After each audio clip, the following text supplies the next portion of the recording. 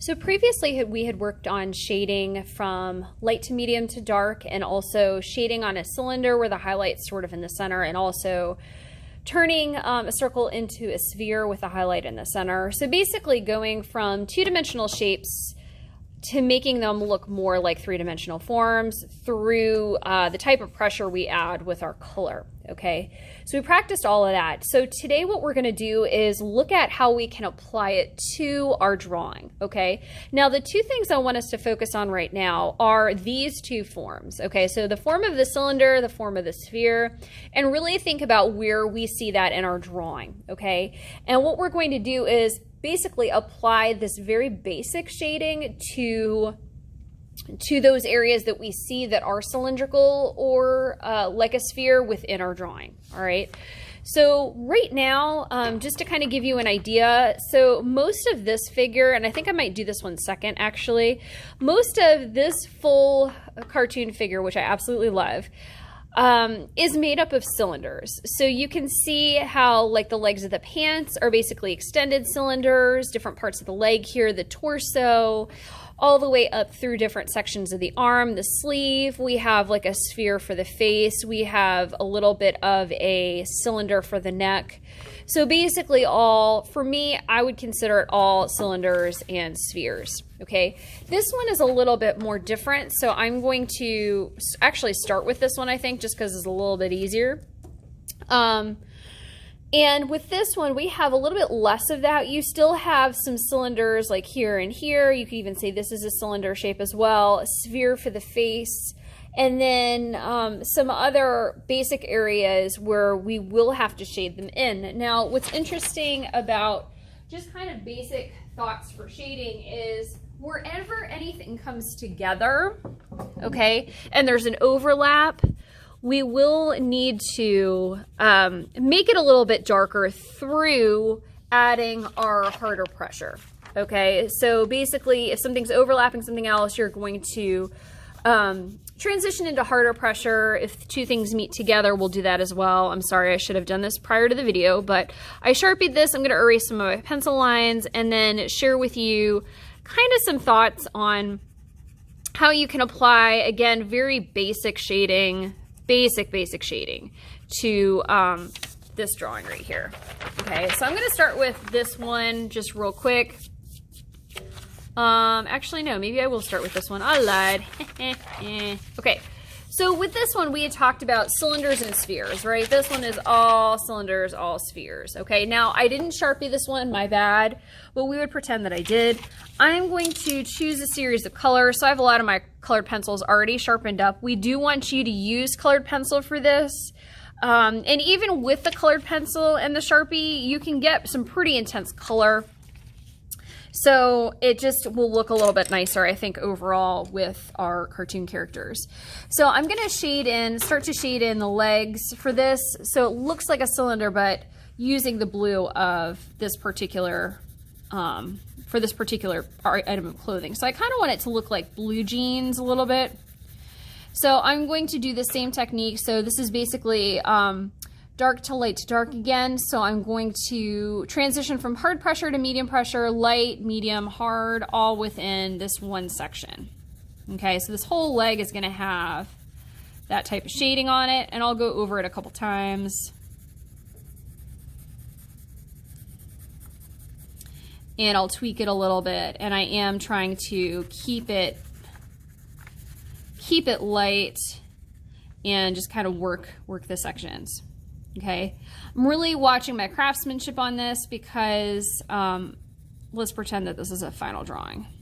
It's not, because it's still on notebook paper, but you kind of get the drift.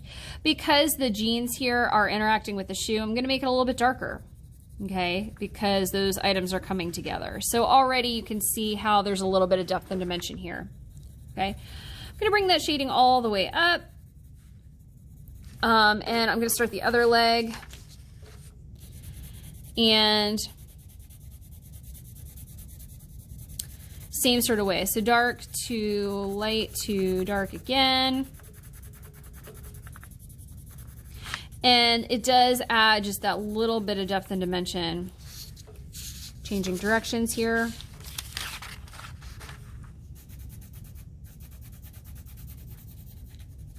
dark to light to dark again. Okay, where things come together, I'm going to make it a little bit darker here. And I think this will be all that I do for this one. Okay, the shirt I would do the same way, dark to light to dark again, dark to light to dark again. Okay. And where these two items come together, I'm going to go ahead and make a little bit darker. Okay, again, very basic shading. We don't really have a light source here. There's nothing fancy about it. Just trying to give it a little bit of depth, okay? So this kind of gives you an example of how you can start to shade in something like this. Now, the other thing I did want to focus on real quick was we still have these forms, okay? And I am going to do one that really doesn't have too much of a one of these forms in it, okay? And that's the hair. So we can see that the basic face shape here is, you know, would be our sphere, and we've got some cylinders going on here. This would be a skin tone. This would be whatever shirt color. The hair here, though, this is basically kind of like a circle, and this is like a half circle, but I'm choosing this hair part here. I'm hoping I don't knock you all over. Is wherever anything comes together, we're going to keep it a little bit darker. Okay, so back here, I'm going to keep it a little bit darker. It's underneath. Okay, with this line, where this line comes together, it's basically dark, light, dark.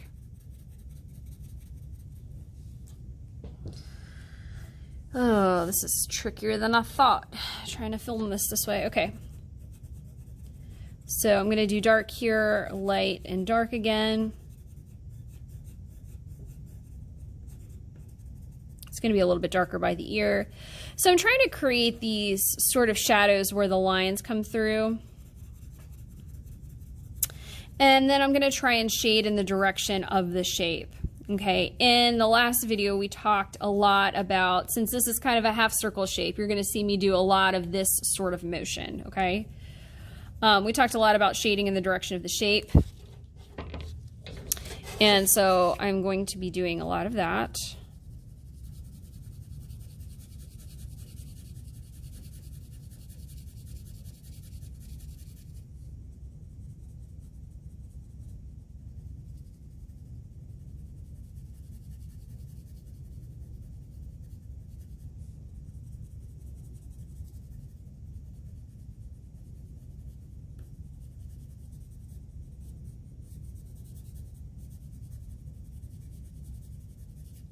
So anything, see how it's coming together for this line right here.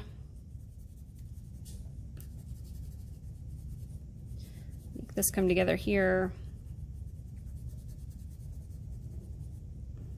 Okay, so you can kind of see that as you're shading. So I'm just looking for where items come together where I can make it a little bit darker. This I'm also going to shade in the direction of the shape as well. So kind of keeping it more of a circular shape, darker toward the underside of it, keeping it lighter in the middle. It could even be lighter on top if I wanted it to be. But looking where things come together. I could even mix my own color and add another color in after I do my base shading here. I could add a little bit of blonde in here if I wanted to in the highlight section. But having that initial base shading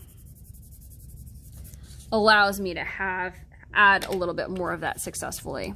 Okay, so in some instances you're looking within your figure real quick for cylinders and sphere shapes, so that's kind of what you're going to encounter the most. In other situations you're kind of looking for areas of logic, right? Like where do things come together? It's going to, anytime something's overlapping something else, there's a little bit of a shadow. So where some of these lines come together, I would make it darker, make it lighter in between, and that way you're adding some depth to your cartoon.